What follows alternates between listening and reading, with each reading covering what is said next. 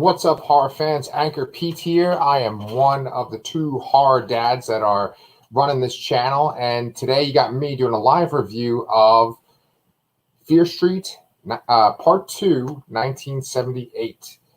So let's just get one thing right out of the way. How do I feel about this? Well, I enjoyed this installment. I'd say a little less than the first one, but overall, I am really enjoying this series. Yeah, there's flaws in both of these movies, and I have a bunch of criticisms I can, read through. But overall, it's been an enjoyable experience. My kid today, Pepper, since I'm a horror dad, right? She just turned 11, so happy birthday, Pepper.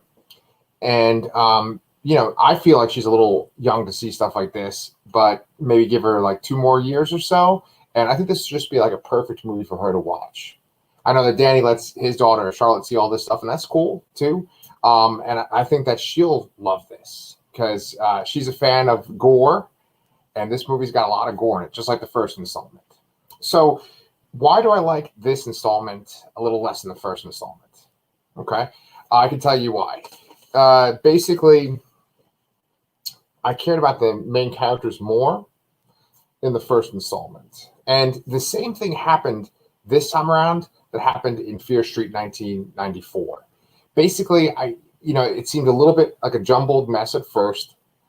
Then once you identified what the threat was this time around, once again, then I really started to like the main characters. When everyone is sort of unaware of what's going on and not all the characters know that they're in true danger, the characters don't really act likable. And then almost like when a switch going off, once, you establish what is killing everyone and possibly how to stop it, everyone starts to act real noble and they start to make smart decisions. Whereas in the beginning, people seem kind of clueless. So this happened once again with this one. The two main characters are the Berman sisters. And I should just let you know right off the bat, right away, that this is spoiler central. So if you haven't watched Fear Street Part 2, 1978, I recommend that you go watch it on Netflix and then come back and join me. But speaking of spoilers, there was one part in the end of Fear Street 1994 that they carried over into here where they kept calling this woman that the main characters had found. They kept calling her C. Berman, right? And it's like, okay, why are they calling this woman C. Berman? And in the credits, she's listed as C. Berman, too. It's like, okay, why aren't they saying her full name? And that's a little twist that they keep throughout the whole movie. See, the two sisters that I've mentioned before are Cindy Berman, who's played by Emily Rudd, and she is the older sister. And then there's Ziggy Berman, who is played by Sadie Sink, who, of course, everyone's going to recognize from, wow. My brain just shut off for a second. Friggin' Stranger Things. Sorry, guys, this is live, so I apologize. That's not the beauty of editing. But yeah, Sadie Sink, she was introduced in the second season of Stranger Things, and just automatically, she just has this look. I mentioned this in my review that I did with Danny for Werewolves Within, but the main character in that, I'm sorry, I'm forgetting an actor's name too, but some actors just have a quality where they don't even necessarily have to say anything. But you just see them on the screen and you're automatically kind of intrigued. And I think that Sadie Sink has that quality. She had that when she came on to Stranger Things, and she has that in this. Her character isn't even super defined. There's not much to her. There's not much to her sister in the 1978 setting. In the case of Ziggy Berman, she is this kind of rebel that keeps getting in trouble with the people in the camp because she kind of keeps pulling these pranks, keeps doing things against the rules. And she's rebelling because her home life's pretty horrible and she doesn't get along with her older sister. Now, her older sister, Cindy, is the exact opposite. She's just following everything by the rules. She doesn't want to take any kind of risks, and she's real uptight. So, there's not much to that, but as over the course of the movie, we find out why they act this way. And, they do have arcs, both of them. I don't want to shortchange Emily Rudd, who played Cindy Berman. I think she did a really fantastic job, too. The two sisters, you do care about them. You want them to live, but you do know that at least one of the sisters is going to die.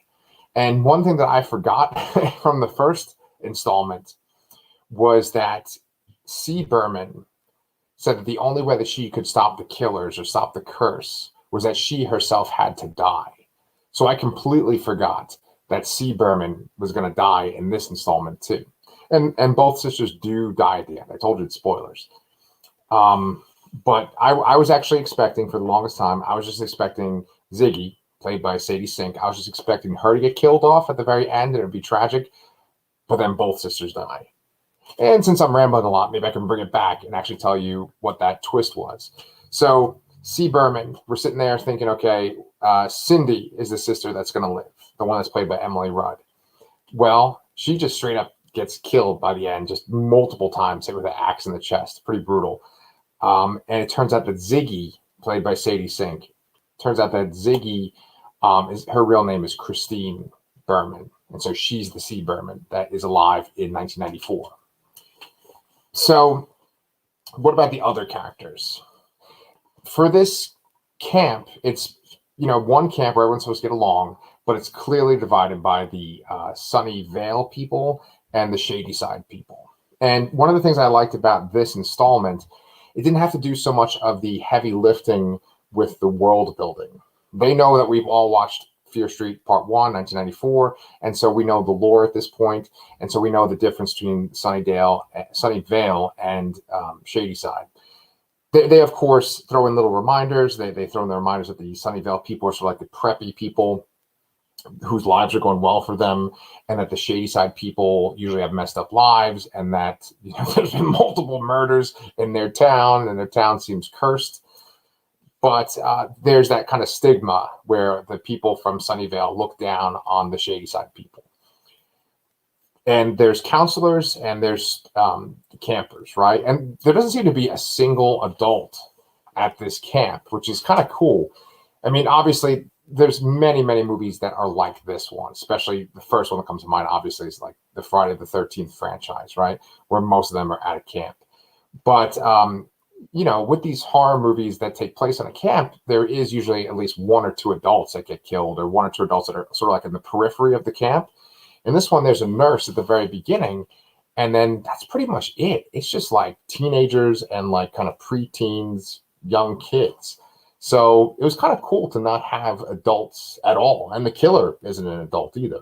Jason is usually this big lumbering man, and he kills teens, but it's a teen that's going around killing everybody. So I like that. I promise I will tell you reasons why I didn't like it too. So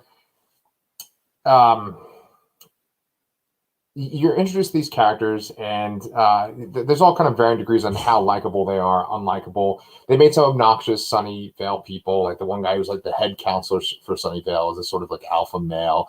And, you just wait for him to get killed, and he does. It's just nice.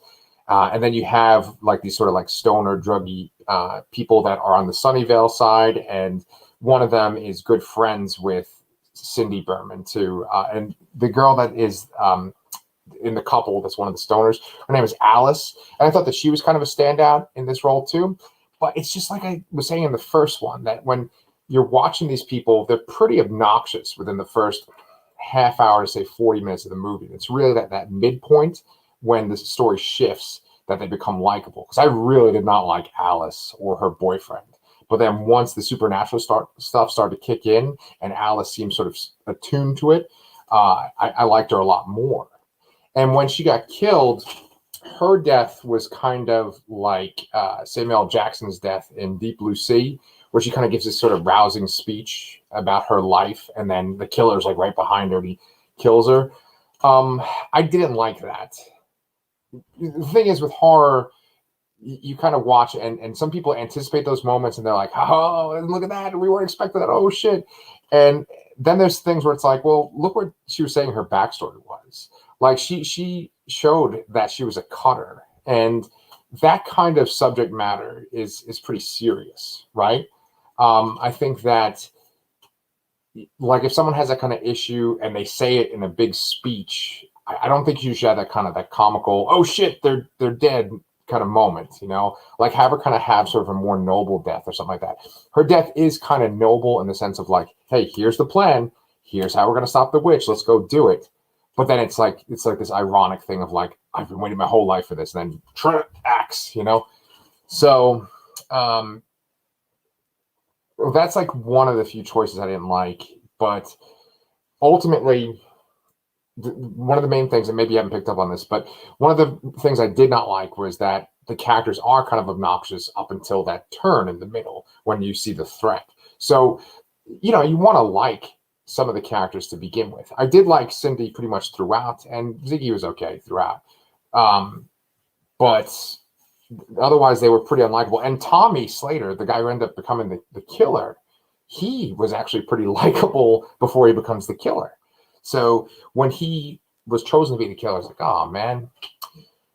The one woman that was an actual adult on it was the nurse at the camp, right? And you could tell that something was up with her. She seemed a little off. And it turns out that she was the mother of one of the killers featured in the first installment. She was the mother of, I wish I wrote down her name. Where is it? Because I wrote down, dang, yo. And like Ruby, her name's like Ruby Rose or something, right? It's like some kind of whatever. Ruby's the killer. The mom is the nurse is the mom of Ruby, that killer from the first installment. And I remember in the first installment, they told you the names of each of the killers, or like some of the big killers in the town that have, you know, made their mark. And so we saw some of them. We saw like this kind of like, I don't know, I think it was like a milkman that like killed housewives in the first installment. He shows up in this one. He wasn't in the last one. And then there was like a little kid killer that kind of had this kind of hollowed out mask, and he showed up. But they're in it for like a minute of time. Otherwise, it's mainly just Tommy Slater with his axe hacking people up, right? And so I just like that little callback and the fact that this was a mom of one of these killers. Now, besides that, you also have Sheriff Nick Good, but you have him as a teenager, and he's one of the counselors. He ends up having a relationship with Ziggy, who we know is Christine Berman, and you see that he, his father's just basically telling him that he has his legacy and that he is going to be the lawman of the town. And even at the very beginning of the movie, when there is the incident with the nurse, because the nurse attacks Tommy, one of the cops comes up to him and is like, hey, when you're my boss one day, you know, make sure that you go easy on me. So with there's this sort of established, legacy. And I think that what's going to happen is when we go back to this 1666 part of the story, there's going to be a guy who's in charge of the town, and his name is Good, or, you know, he's going to be maybe the head of like that colony or whatever they have back then. I apologize, like, if that's the name of like the weird preacher guy that doesn't have eyes in the first installment. I don't remember all the names of all the killers. I just have my notes, and I just pretty much just watched the movie and I started recording this. So I apologize if I don't know certain people's names. With that being said, there was one thing I kind of wanted to bring up. I edited it out of my last video just because I was rambling a little bit. But this series reminds me of two of my very favorite comics. And if you guys are actually listening to me right now and you are like, hey, I love horror, but I've never really read a horror comic, I have two really great recommendations for you. One is Hack Slash, and it's by Tim Seeley. And it's about this girl who goes around and finds kind of like slasher killers that are like Jason and Freddy and all these types, right? And she takes them out because her mother, spoilers a little bit, was a slasher herself. And you find out that there's a common thread that makes all these slashers throughout the United States. And she's got this big hulking guy who kind of looks like Jason, who doesn't talk much. His name is Vlad. And the two of them go around the country finding slashers and taking them out. Really great series. I can't recommend it enough. But that kind of reminds me of this movie because there's this sort of like source of the slashers, right? The witch is the source of the slashers in this. Another comic this reminds me of is called Nailbiter. And I edited this out because I said Nailbiters last time. I'm like, that's not the name of it. It's called Nailbiter, and I can't remember the guy who wrote it, but I've read a ton of his shit. I think it's Joshua Williamson. Pretty sure that's his name. Just your mind goes a little blank when you're doing live stuff. Anyway, Nailbiter is about this town where they've just had this like excess amount of serial killers. Like this town almost seems to spawn serial killers, and people want to know why. And there is like a mythology behind it, and it kind of takes place in this sort of northwestern town, and it makes you think of like Oregon and Seattle. And I know that like there's more serial killers in that area than another part of the country. Like there's a big amount of them there. So I think it kind of plays off of that. But I was thinking about Nailbiter and I was thinking about Hack Slash as I watched this installment and last installment. And I definitely recommend both, especially if you are enjoying this movie series that we're watching. So anyway, enough about comics, and let's talk about like it's a couple more critiques and then what to ultimately think about this series and the next installment. So another critique is just the music choice. It doesn't seem like this installment hit you over the face with music as much, but it was like pretty close. If we're talking like last installment was like 100%, they're smashing you in the face with 90s nostalgia music and like obvious music choices, then this was like 85%. It was pretty close. It just was not as bad as the last installment. There's like some real obvious songs that they pick that, like, oh, we're in the 70s. Okay, so we're going to hear this song. There's a few that you wouldn't expect. But just what sort of bothered me was that some of the songs are just straight out of Guardians of the Galaxy. Now, when I was tweeting and complaining about the last installment, I was saying that I was tweeting and complaining about how it's like, oh, we have this song and this song and this song, right? And it's like, when did like Hollywood or filmmakers make this kind of connection of like, okay, it takes place in a period, like it's a time period, so we just have to keep constantly playing songs to remind you that we're in this time period, right? Like, what was the thing that made that change? And I had a few examples of movies I feel like really kind of hit you with songs. Like I thought the Guardians of the Galaxy, the first one and the second one, do that, but I feel like they do it effectively. It's kind of drawn out more between songs, and it's like songs that you didn't hear a lot when those movies initially came out. So there's Guardians of the Galaxy. Then I was thinking Suicide Squad, that trailer really blew up for them, and so they just shoved all these pop songs into Suicide Squad that were very literal, right?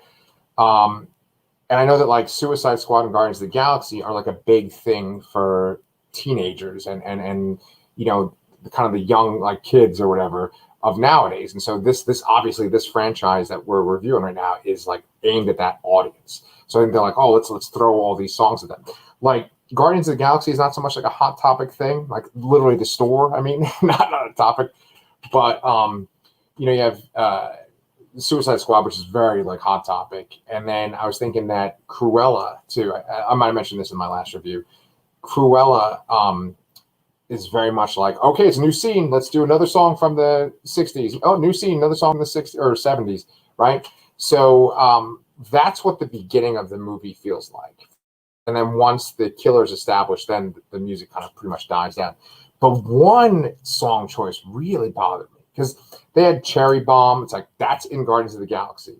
They had Moon Age Daydream by Bowie. That's in Guardians of the Galaxy. They had The Man Who Ruled the World or Sold the World. But they had two Bowies. So, like, that's pretty awesome in my book. But Moon Age Daydream, man, that's like straight out of Guardians of the Galaxy. Like, pick a different song, you know what I'm saying? And then they had Don't Fear the Reaper. But the song that really bothered me was that they had Carry On, My Wayward Son by Kansas. And it's like, this is already kind of like a supernatural feeling kind of movie, like Supernatural, the TV show. And Supernatural's yet another like hot topic kind of franchise where they have a lot of supernatural merchandise. And it's like they played Carry On My Wayward Son 2 times in this movie. And I'm like, dude, come on. Like, the show was just on recently. It just ended recently. We don't need to play like the signature song from Supernatural twice in the movie.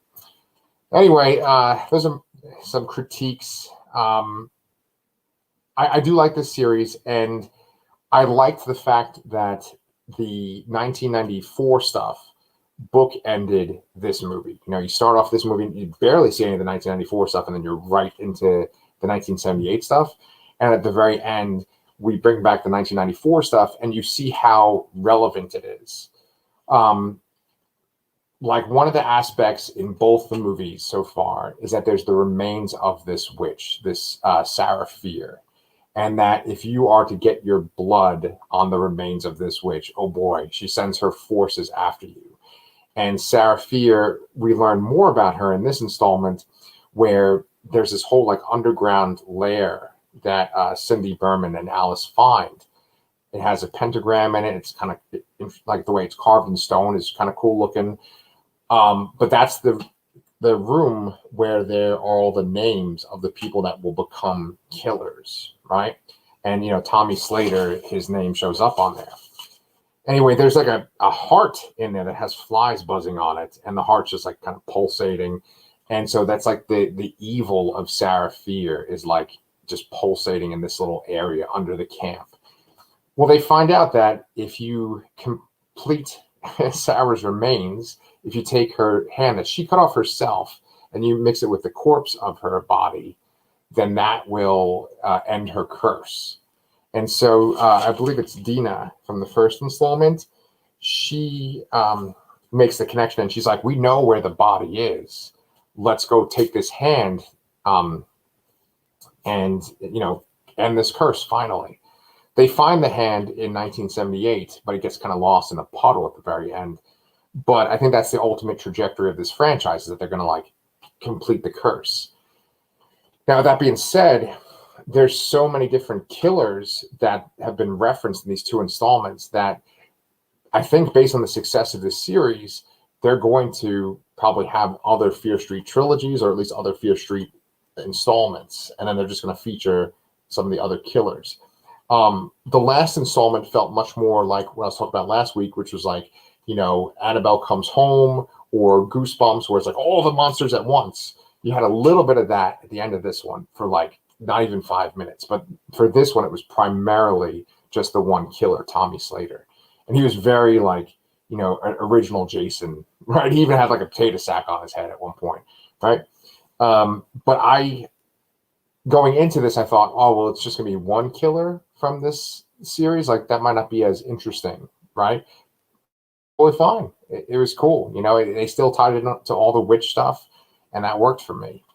So, like in the final installment, I think what's going to happen is, once again, it's going to be, well, I don't think it's going to be bookmarked with the 1994 stuff. I think that you're just going to go right into 1666, because this one ended on almost a Back to the Future Part 2 kind of cliffhanger. Because Dina, she goes to complete the ritual. She goes to connect Sarah Fear's bone hand to her corpse. And when she does that, blood leaks out of her nose onto the bone hand. And then she kind of goes back like Quantum Leap style into the body of Sarah Fear.